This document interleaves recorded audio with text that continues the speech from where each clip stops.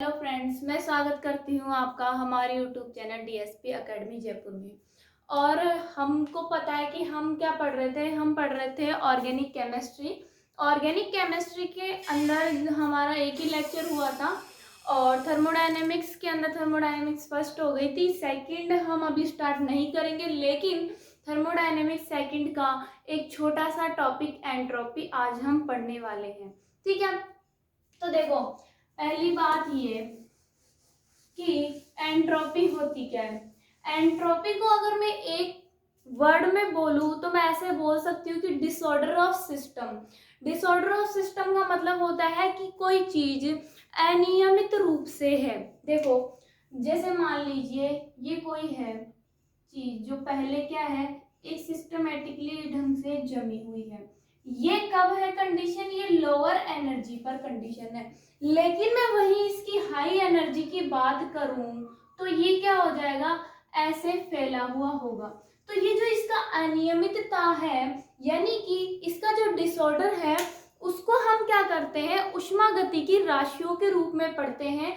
वही क्या कहलाता है, हमारा एंट्रोपी कहलाता है। ठीक है, वापस मैं इसकी डेफिनेशन बताती हूँ तो सुनना ध्यान से। किसी तंत्र या निकाय की जो अनियमितता होती है उसको हम ऊष्मागतिकीय राशियों के रूप में पढ़ते हैं।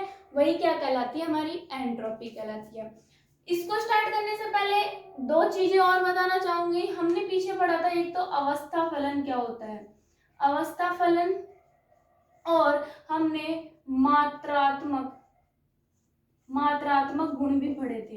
अवस्था फलन क्या होता है, अवस्था फलन का मतलब होता है जो किसी तंत्र की अवस्था पर निर्भर करे वो अवस्था फलन हो जाएगा। यानी कि कोई, जैसे कि हम पढ़ते हैं, जैसे कि इसको ना हम ऐसे डिनोट करते हैं, तो हम यहाँ पे S1 S2 S3 नहीं पढ़ेंगे।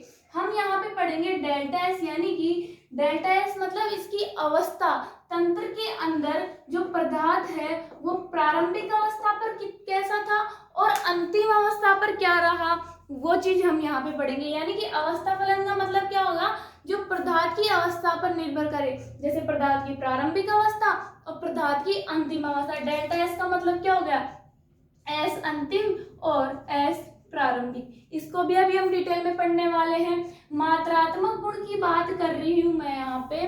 मात्रात्मक गुण यानी कि पदार्थ की मात्रा पर निर्भर करेगा। किसी तंत्र में जो पदार्थ है इसकी मात्रा पर निर्भर करेगा। मात्रा पदार्थ के ताप, दाब, आयतन पर भी निर्भर करेगा। यहाँ तक बात समझ में आ गई। ठीक है, अब हम इसका क्या करते हैं, फॉर्मूला ड्राइव करते हैं। ठीक है, फॉर्मूला ड्राइव करते हैं तो यहाँ पे देखो, एक बात है, हम इसको समझते हैं कि मान लीजिए प्रारंभिक स्थिति की बात करते हैं हम, है ना। प्रारंभिक स्थिति पर कोई टी ताप है, टी ताप पर प्रारंभिक स्थिति क्या थी, एस ए थी। जब वहां पे क्या हुआ, जब वहां पे उष्मा का अवशोषण हुआ, यानी कि जब वहां पे क्यू रिवर्सेबल टी, ये कहाँ से आया बताती हूँ। जब वहां पे उष्मा का अवशोषण हुआ तो वो ऐसे से एस बी स्थिति पर पहुंच गया। अब मेरी बात ध्यान से सुनना, यहाँ पर delta S is equal to Q reversible upon T कहाँ से आया, यानी कि हम यहाँ पे क्या पढ़ेंगे, एस के अंदर परिवर्तनों का अध्ययन पढ़ेंगे। एस के अंदर परिवर्तनों का अध्ययन पढ़ेंगे, यानी कि हम ऐसे बोल सकते हैं, किसी तंत्र या निकाय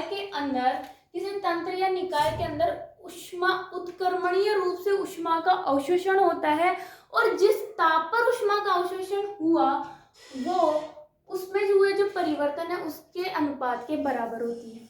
ये वाली बात समझा दी मैंने कि उत्क्रमणीय रूप से उष्मा का अवशोषण हुआ, जिस ताप पर उष्मा का अवशोषण हुआ वो एंट्रोपी के अनुपात के बराबर होती है। क्लियर है, ये बात समझ में आ गई। यहाँ तक हम इसको समझ रहे हैं किससे, कि हमने किसी टी ताप पर ऐसे लिया, उष्मा का अवशोषण हुआ और वो एस स्थिति पर चला गया। ठीक है, अब हम बात करते हैं किसकी, इसको आगे ड्राइव करते हैं तो ऐसे हो जाएगा, ये S A S B is equal to D Q reversible upon T, इसको हम आगे और सॉल्व कर देते हैं तो S B minus S A is equal to 1/T D Q reversible.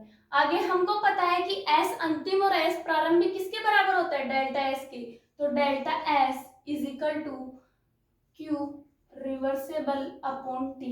ये हमारा ये फॉर्मूला ड्राइव होगा, यानी कि हमने ये बता दिया कि उत्क्रमणीय रूप से ऊष्मा का जब अवशोषण होता है, जो जिस ताप पर ऊष्मा का अवशोषण हुआ वो एंट्रोपी के अनुपात के बराबर होती है। ये सिस्टम का डिसऑर्डर होता है। हमने एंट्रोपी समझ ली। जब हम क्या बोलते हैं थर्मोकेमिस्ट्री सेकंड स्टार्ट करेंगे तो एंट्रोपी के अंदर इसके जो मैथमेटिकल फॉर्मूले वगैरह है वो सब ड्राइव करना सीखेंगे। ठीक है, आज हम ओनली ये एक टॉपिक क्लियर किया था एंट्रोपी। ठीक है, थैंक यू।